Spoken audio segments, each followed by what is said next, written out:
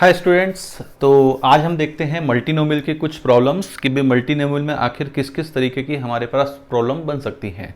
तो एक प्रॉब्लम मैंने बोर्ड पे लिख रखी है और वो है in how many ways sum of upper faces of 4 distinct dices can be 11। कि भाई हमने 4 डिस्टिंक्ट डाइसेस को टॉस किया तो उनके अपर फेस का सम 11 कैसे हो सकता है। अब देखो डाइस है तो डाइस में हमारे पास 1 से लेके 6 तक कोई नंबर होते हैं। ठीक, तो ऐसे 11 करने के लिए क्या हो सकता है कि भाई एक पे 6 आ जाए, एक पे 2 आ जाए, एक पे 2 आ जाए, एक पे 1 आ जाए, तो 6 + 2 + 2 + 1 11 हो गया। तो ऐसे कितने अलग अलग तरीके हमारे पास इस क्वेश्चन में हो सकते हैं।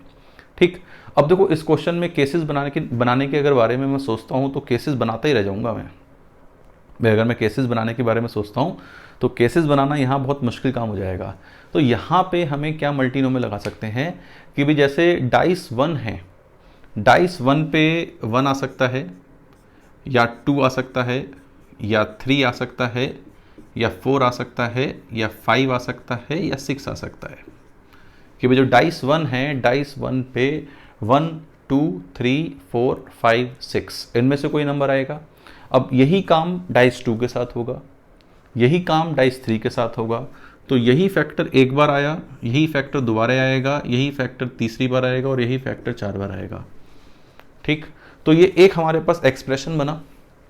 इस एक्सप्रेशन में x की पावर 11 ऑब्टेन करने के जितने तरीके होंगे उतने ही तरीके हमारे पास sum of upper faces of 4 distinct dices 11 लाने के तरीके होंगे। तो हमें इसमें कोफिशिएंट किसका देखना है, x की पावर 11 का हमें इसमें कोफिशिएंट देखना है। अब x की पावर 11 के कोफिशिएंट के लिए हमने इसमें क्या करा, इसकी पावर 4 कर लिया, x कॉमन ले लिया तो x की पावर 4 बाहर आ गया। 1 + x x की पावर 5 की होल पावर कितना हो गया, ये 4। ठीक, अब ये हमारे पास क्या हो गया, जीपी। इस जीपी का हमने सम लिख लिया, 1 - x की पावर 6 की होल पावर 4 इंटू 1 - x की पावर -4 इंटू x की पावर 4। इसमें हमें x की पावर 11 का कोफिशिएंट चाहिए। ठीक है, अब देखो x की पावर 4 तो हर एक में मल्टीप्लाई है, तो इसमें मुझे किसका कोफिशिएंट चाहिए, ये सोचो। इसमें मुझे चाहिए x की पावर 7 का। भाई x की पावर 11 तो यहाँ ही है, x की पावर 4 ये है ही, तो ये इससे किसका चाहिए, x की पावर 7 का। तो x की पावर 7 का कोफिशिएंट इस वाले एक्सप्रेशन में। अब x की पावर 7 के लिए हम x की पावर 6 को इग्नोर तो नहीं कर सकते। उसको इग्नोर करना तो बेकार बात हो जाएगी, गलत बात हो जाएगी, हमारा आंसर गलत आएगा। तो इग्नोर ना करके हम क्या करते हैं, इस 4 को इधर ले आए, 1 - 4 x की पावर 6, ठीक, इंटू 1 - x की पावर -4 कि इस एक्सप्रेशन में x की पावर 7 का जो कोफिशिएंट है वो हमारे पास इसका आंसर होगा। अब x की पावर 7 का जो कोफिशिएंट है भाई इसकी मल्टीप्लाई इसके साथ होगी, तो x की पावर 7 का कोफिशिएंट क्या होगा, ये हो गया 7 + 4 - 1 विच इज़ 10c7। ठीक, -4 इंटू एक्स की पावर 6 है ये। अब x की पावर 6 के यहाँ पर है तो मुझे यहाँ पे x की पावर कितनी चाहिए, 1। x की पावर कितनी चाहिए, 1। तो x की पावर 1 का कोफिशिएंट कितना होगा, 1 + 4 - 1 विच इज़ 4c1। तो 10c7 - 4 into 4c1 that should be the answer of this problem. ये इस प्रॉब्लम का हमारे पास आंसर है। ठीक, तो ये हमारे पास क्या हुआ, फर्स्ट क्वेश्चन। एक क्वेश्चन और करते हैं, question number 2।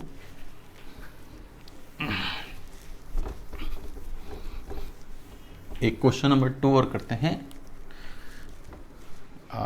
Question number 2, find number of dissimilar terms in expansion of a plus b plus c plus d plus e की पावर 10। कि भाई a plus b plus c plus d plus e की power 10 में number of dissimilar terms कितने होंगे। हो सकता है ये क्वेश्चन हमने बायनोमियल में भी किया हो।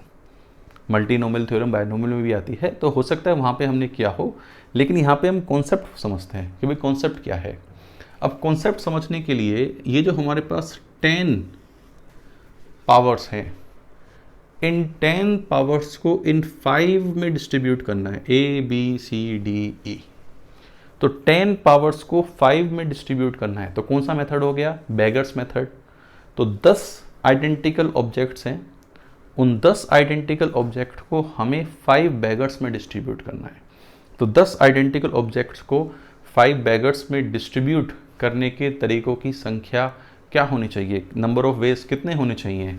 तो क्या होता है 10 n plus p minus 1 c p minus 1, n plus p minus 1 c p minus 1। तो ये हमारे पास आंसर क्या आ गया? 14c4। कि answer of this question will be 14c4। सही बात। चलिए एक क्वेश्चन और करते हैं। थर्ड नंबर, एक क्वेश्चन जैसे ये है, find number of positive integral solution of equation x y z w, x into Y into Z into W is equal to 2 की पावर 3, 5 की पावर 2, 7 की पावर 4। चलिए हमें ये क्वेश्चन दे रखा है, मैं यहाँ पे नंबर मल्टीप्लाई करके भी लिख सकता था, तो कोई भी नंबर हमें दिया हो तो हम उसके हमेशा क्या करते हैं? Prime factor.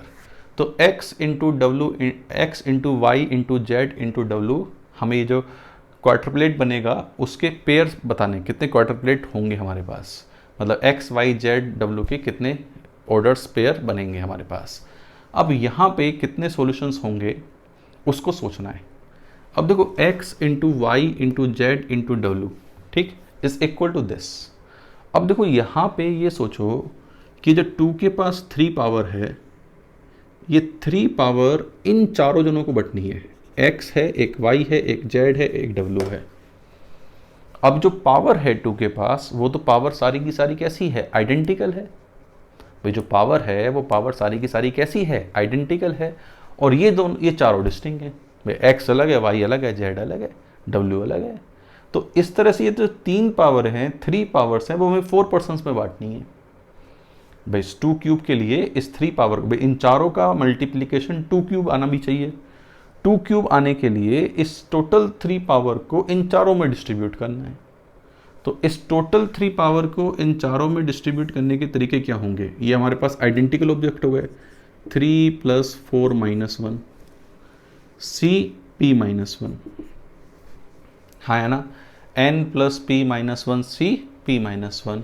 इसी तरह अब यहाँ पे इस 5 की पावर 2 को बांट दो, 2 + 4 - 1 c 4 - 1। इसी तरह इस 4 को बांट दो, 4 + 4 - 1 c 4 - 1, हाँ है ना।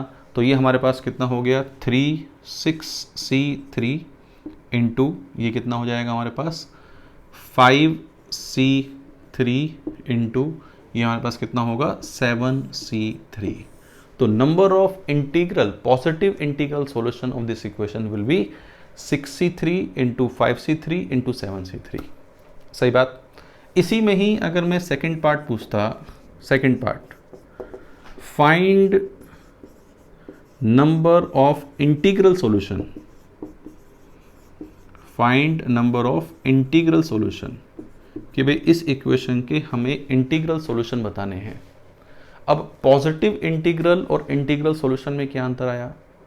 पॉजिटिव इंटीग्रल और इंटीग्रल सॉल्यूशन में ये अंतर हमारे पास आया कि उसमें तो सिर्फ और सिर्फ x y z positive integer थे, इसमें x y z नेगेटिव भी हो सकते हैं, इसमें x y z हमारे पास क्या हो सकते हैं? नेगेटिव भी हो सकते हैं।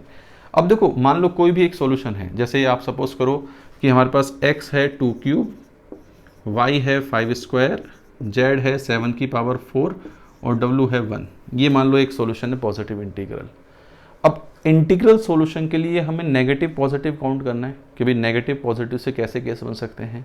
या तो हम केसेस बनाएं कि चारों पॉजिटिव, चारों नेगेटिव, 2 पॉजिटिव 2 नेगेटिव, भाई चारों पॉजिटिव 2 पॉजिटिव 2 नेगेटिव, इस तरह से हम केस बनाएं, हाँ या ना, यस और नो। तो जैसे हमारे पास चारों पॉजिटिव तो एक केस, चारों नेगेटिव तो एक केस, ठीक बात, और 2 पॉजिटिव और बाकी 2 नेगेटिव, तो 4 में से हमने 2 सिलेक्ट कर लिए 4C2, दो जो सिलेक्ट किए वो पॉजिटिव, जो नहीं सिलेक्ट किए वो नेगेटिव।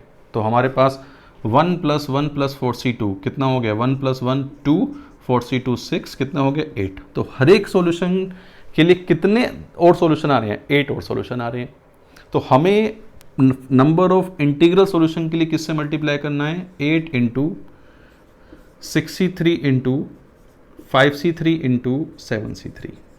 तो ये हमारे पास आंसर होगा कि हर एक सॉल्यूशन कितनी बार रिपीट हो रहा है, 8 टाइम्स, कि भाई each and every solution is repeating 8 times. तो इसका सॉल्यूशन निकालने के लिए इसको इस तरह से भी एक्सप्लेन कर सकते हैं कि भाई ये प्लस माइनस कुछ भी हो सकता है 2 वेज, ये प्लस माइनस कुछ भी हो सकता है 2 वेज, ये प्लस माइनस कुछ भी हो सकता है 2 वेज, तो 2 × 2 × 2 हो गया, ठीक। अब अगर ये पूरा प्लस है तो ये माइनस हो, सॉरी ये भी प्लस होगा, और अगर ये पूरा माइनस है तो ये माइनस होगा। तो इसके पास तो एक ही वे है भाई, इसके पास तो एक ही वे है भाई, ये डिपेंड कर रहा है इस पे कि ये क्या है। तो इसके टोटल वेज इन तीनों के कितने हो गए 8, और उसका कितना हो गया 1, तो 8 से मल्टीप्लाई कर ली, 8 से मल्टीप्लाई कर ली। तो ये सोचने का तरीका है कि भाई हम चीज़ों को सोच कैसे रहे हैं, जिस तरह से हम चीज़ों को सोचेंगे उसी तरह से हम चीज़ों को यहाँ पे कर सकते हैं। जैसे एक क्वेश्चन और देखते हैं, लिखिए इन हाउ मेनी वेज, एक क्वेश्चन और लिखिए, in how many ways it is possible to divide, लिखिए question,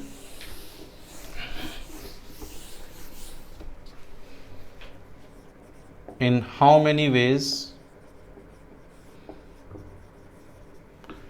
it is possible to divide, it is possible to divide 6 identical green balls, 6 identical red balls and 6 identical white ball. In how many ways it is possible to divide 6 identical green, 6 identical white and 6 identical white ball among 2 person,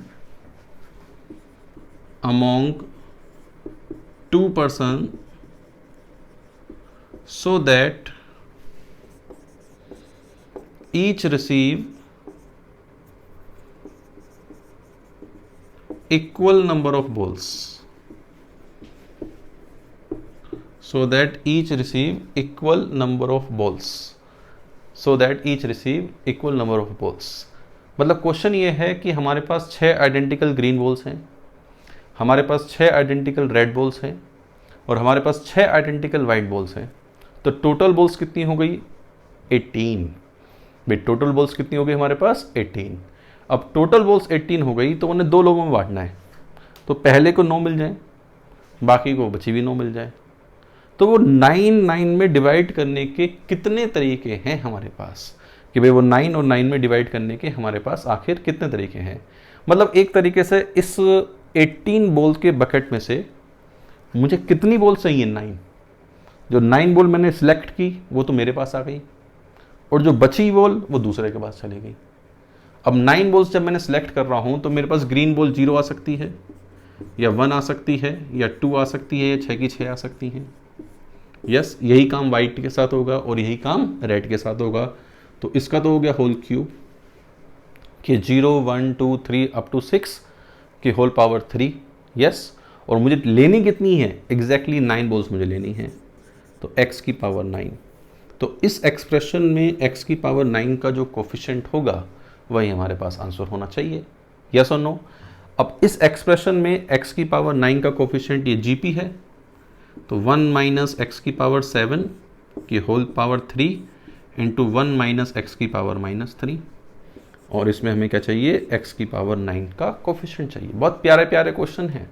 अगर हम independently question को देखें तो हम समझ नहीं पाते कि भी मल्टीनोमियल लगानी है या कुछ होल लगाना है।